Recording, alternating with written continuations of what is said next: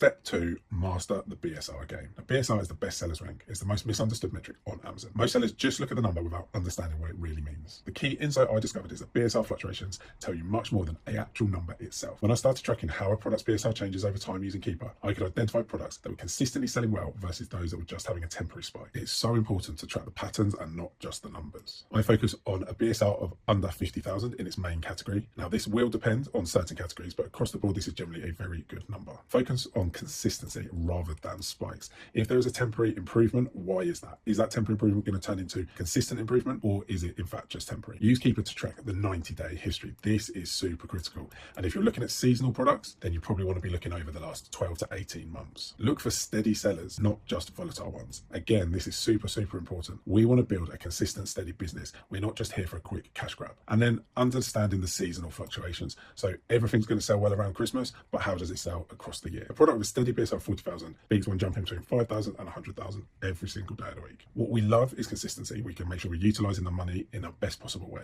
With a steady BSR, we know exactly how many to buy. We can also ward off competition with a sensible strategy. When we have a product going up and down such as this to two extremes, it can be an absolute nightmare to know how many to buy. We can end up with stock, plus other sellers can panic. If we have a price history consistency, we can be very confident going forward of our actual sell price, and it will allow us to check on the sale velocities and make sure we are getting our purchase quantities correct.